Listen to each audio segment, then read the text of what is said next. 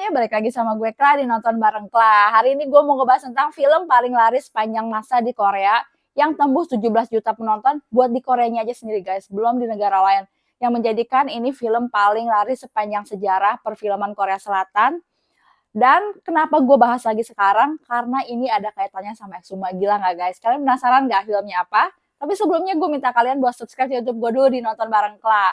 Nah, filmnya judulnya adalah Admiral. Kalian bisa nonton di Amazon Prime. Gue baru nonton tuh karena awalnya karena di review Exuma gue yang sebelumnya ada orang yang ngasih penjelasan di komen kalau siapa orang Jepang, monster Jepang yang dijadikan pasak itu gitu. Sampai akhirnya tahu sejarahnya dan akhirnya gue penasaran cari tahu di Wikipedia dan banyak juga yang nyambungin sama Admiral ini. Akhirnya gue nonton guys, dan kalian harus nonton, emang benar-benar keren.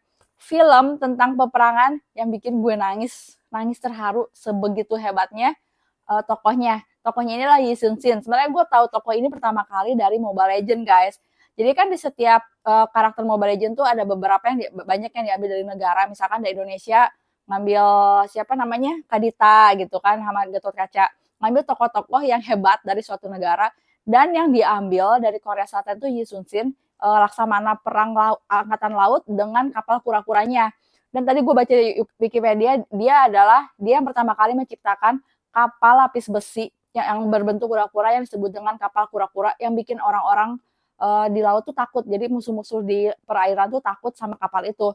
Dan dia seorang laksamana besar yang udah menangin banyak sekali pertempuran. Gue baca sih sampai 23 pertempuran di laut dia menangin semua guys. Gila, luar biasa banget emang Lee Seung Shin ini. Nah, ceritanya seperti apa? Gue ceritain sedikit sejarahnya dan filmnya juga guys.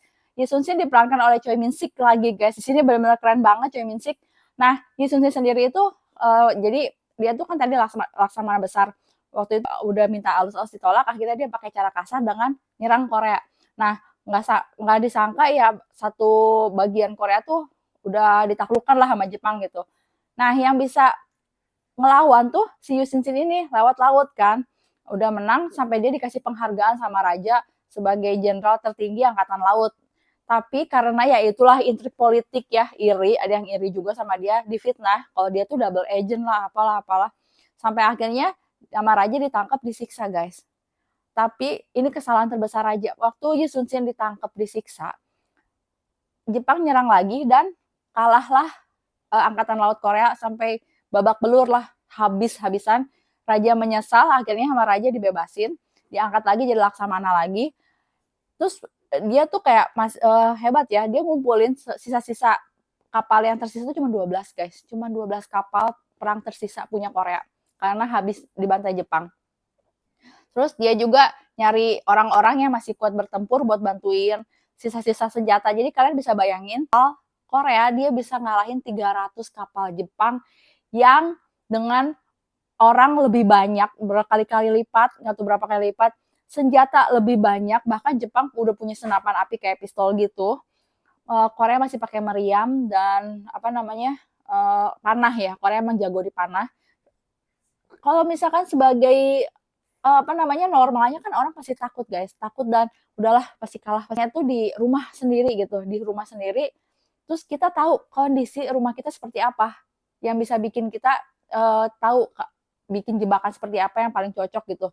Walaupun armada Jepang lebih banyak, tapi dia tahu perairan di negara Korea saat itu seperti apa, di tempat mana dia harus berperang. Nah, ini juga konsepnya kayak 300 guys.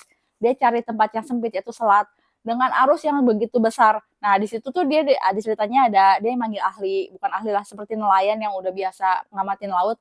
Si nelayan ini yang ngasih tahu nanti jam segini bakal ada pasang surut air laut, bakal ada pusaran laut segala macam, arusnya besar segala macam. Tapi kayaknya sih 2 hari lagi bakal gede banget nih arusnya gitu.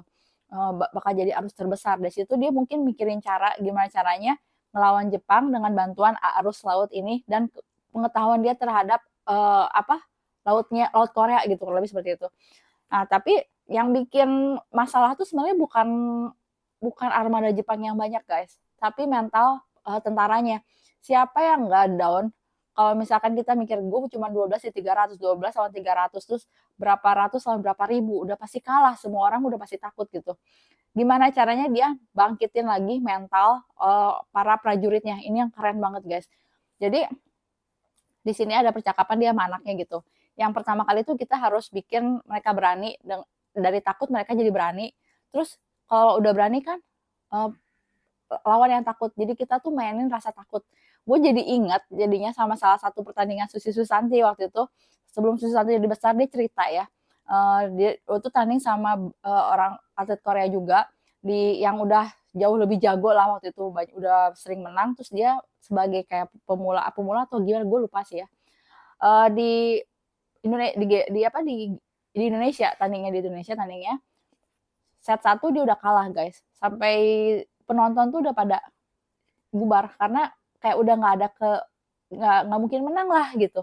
Tapi apa yang dia lakuin, dia bilang gini, sebelum selesai masih punya kesempatan buat menang gitu. Jadi dia punya jiwa yang berani, keyakinan gitu. Akhirnya dia bilang semua bola ditangkap walaupun udah pasti out, dia tangkap karena dia nggak mau sampai ternyata nggak out gitu. Sampai akhirnya pelan-pelan dia ngejar, si mental lawannya kalah. Nah, di sini juga sampai akhirnya dia menang, benar-benar menang, dan itu jadi momen titik balik dia jadi seorang Susi Susanti yang hebat. Nah, di sini pun sama.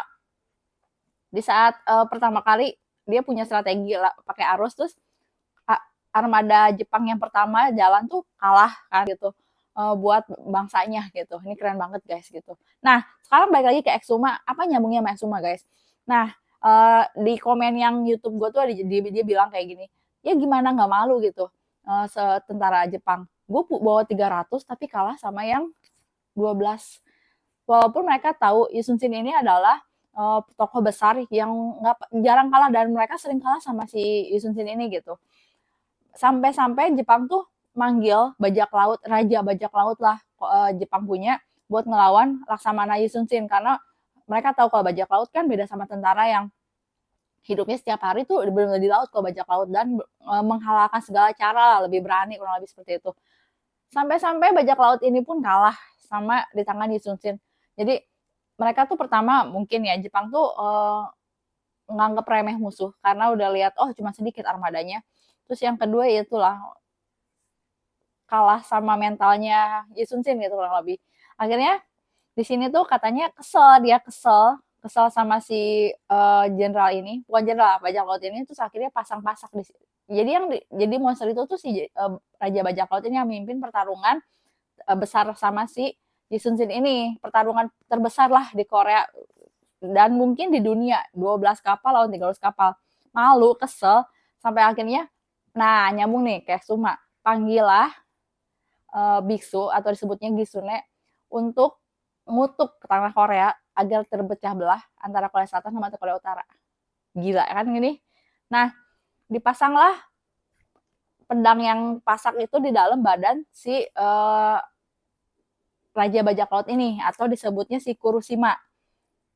Si Kurushima ini yang tadi gue bilang dipasang sebagai pasak karena lu kalah ya gila sama Lee Sun Sin gitu. Kesel, malu Jepangnya, terus akhirnya pakai ilmu hitam ceritanya, pakai manggil Gisune atau di sana tuh biksu kayak dukunnya Jepang lah gitu, untuk pakai mengutuk tanah Korea karena kesel, malu karena kalah di pertempuran itu. Kalau misalkan disambungin seperti itu guys.